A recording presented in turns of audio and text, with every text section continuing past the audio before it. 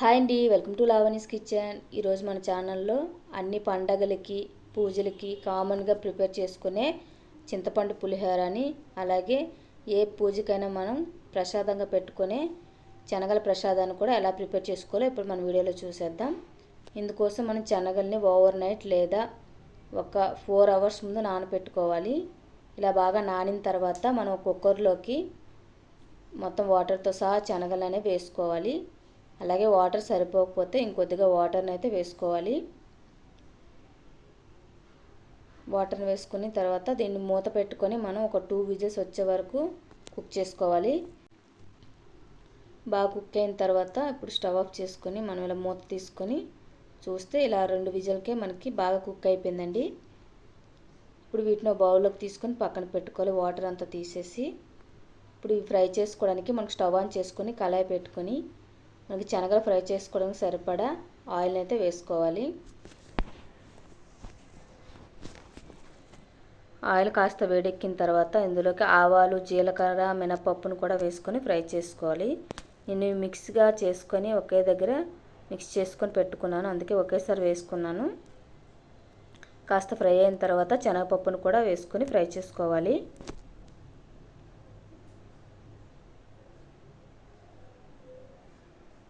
ఇవి బాగా ఫ్రై అయిన వరకు మనం ఫ్రై చేసుకోవాలి. మీడియం ఫ్లేమ్లో పెట్టుకొని ఫ్రై చేసుకోవాలి.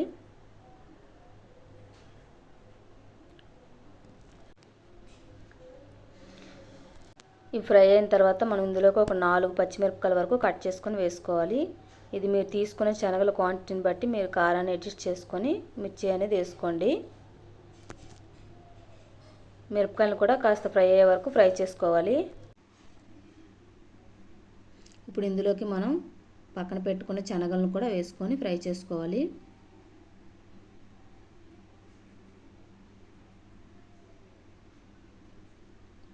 శనగలన్నీ వేసుకున్న తర్వాత మీడియం ఫ్లేమ్లో పెట్టుకొని బాగా ఫ్రై చేసుకోవాలి. ఇవి ఆల్రెడీ కుక్ అయిన శనగలు కాబట్టి మనం మూత పెట్టాల్సిన పని లేదు, ఫ్రై చేసుకుంటే సరిపోతుంది.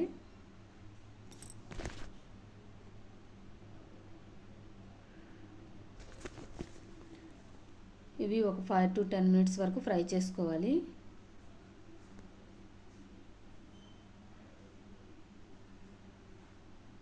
ఇవి కాస్త ఇలా మీడియం ఫ్లేమ్లో పెట్టుకొని ఫ్రై చేసుకున్న తర్వాత ఇప్పుడైతే కొంచెం ఫ్రై అయిపోయి ఇందులోకి మనం రుచికి సరిపడా సాల్ట్ని అయితే వేసుకోవాలి. మీరు ఈ సాల్ట్ అనేది శనగలు కుక్ చేసేటప్పుడు అందులో అయినా వేసుకోవచ్చు, లేదా ఫ్రై చేసుకునేటప్పుడైనా వేసుకోవచ్చు. సాల్ట్ వేసుకున్న తర్వాత మరొకసారి బాగా కలుపుతూ ఫ్రై చేసుకోవాలి.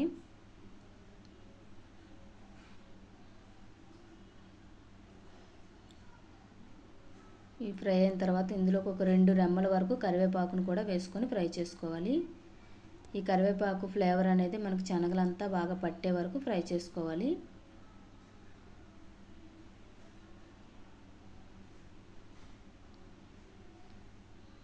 ఇందులో కాస్త కొబ్బరి తురుమునైతే వేసుకోవాలి. ఈ ప్రసాదంలో మనం కొబ్బరి తురుము వేసుకుంటే టేస్ట్ చాలా బాగుంటుందండి.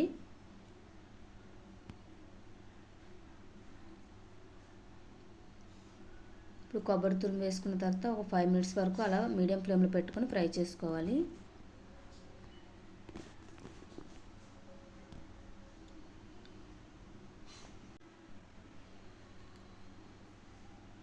మొత్తం అంతా బాగా ఫ్రై అయిన తర్వాత స్టవ్ ఆఫ్ చేసుకొని పక్కన పెట్టుకోవాలి. ఇప్పుడు నెక్స్ట్ ఏంటంటే చింతపండు పులిహోరని ఎలా ప్రిపేర్ చేసుకోవాలో ఇప్పుడు మనం చూసేద్దాం.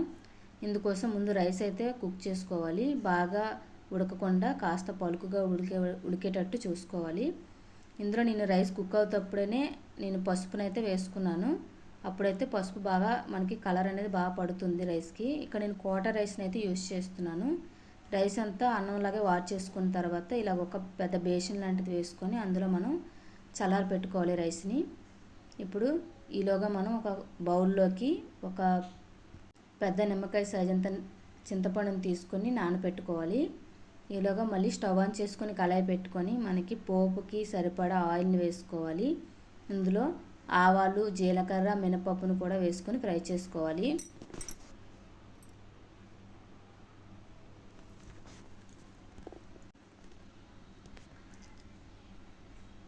ఇవి కాస్త ఫ్రై చేసుకున్న తర్వాత ఇందులో మనకి శనగపప్పును కూడా వేసుకొని ఫ్రై చేసుకోవాలి.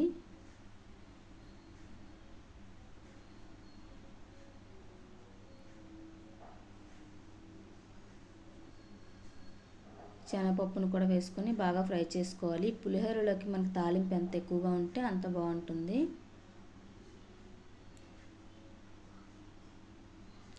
ఇవి బాగా ఫ్రై అయిన తర్వాత ఇందులోకి పల్లీలను కూడా వేసుకోవాలి.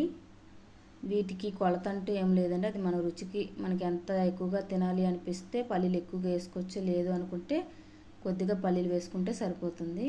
ఇప్పుడు ఇందులోకి ఒక 5 పచ్చిమిరపకాయల వరకు నేనైతే వేసుకున్నాను. మీరు ఇందులో ఎండుమిర్చిని కూడా యూస్ చేసుకోవచ్చు. ఇది మీరు తీసుకున్న రైస్ని బట్టి మీరు మిరపకాయలు అనేవి యాడ్ చేసుకోవచ్చు. ఇవి బాగా ఫ్రై అయ్యే విధంగా మనం ఫ్రై చేసుకోవాలి.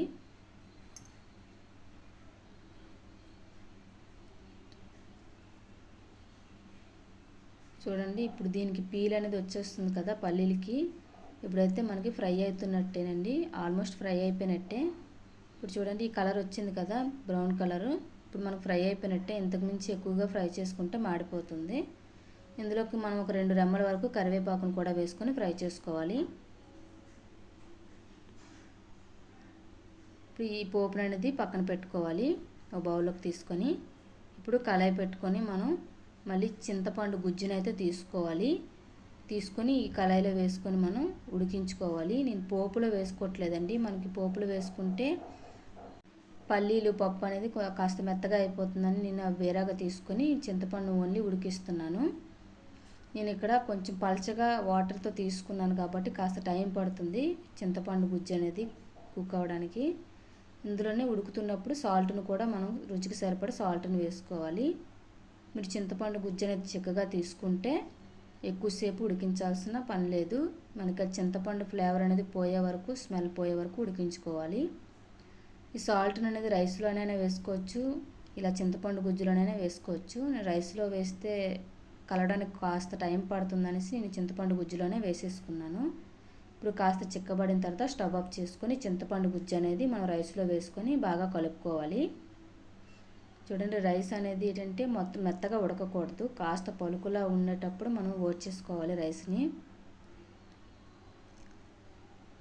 చింతపండు గుజ్జు అంతా రైస్ అంతా పట్టే విధంగా మనం కలుపుకోవాలి.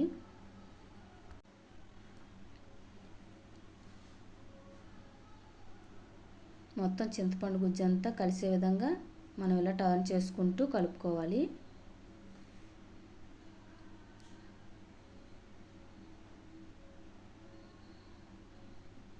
ఇలా మొత్తం చింతపండు గుజ్జు అంతా రైస్లోకి కలిపేసుకున్న తర్వాత ఇందులోకి మనం ప్రిపేర్ చేసుకున్న పోపులను అయితే వేసుకోవాలి. పల్లీలు ఇవి మొత్తం ఫ్రై చేసుకున్నాం కదా, వీటన్నిటిని ఇందులో వేసుకొని బాగా మిక్స్ చేసుకోవాలి.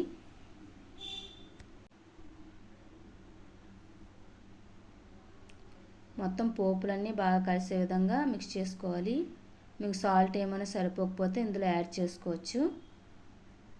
మీకు ఇలా నచ్చకపోతే రైస్ మామూలు కుక్ చేసుకొని మనం రైస్లోనే పసుపు అనేది యాడ్ చేసుకోవచ్చు. పసుపు అలా ఉంటే కాస్త స్మెల్ వచ్చే అవకాశం ఉంది, అందుకని నేను రైస్లోనే వేసేసుకున్నాను. మొత్తం కలర్ కూడా బాగా మిక్స్ అవుతుంది కాబట్టి బాగా పడుతుంది. పులిహోర అయితే రెడీ అయిపోయినట్టేనండి.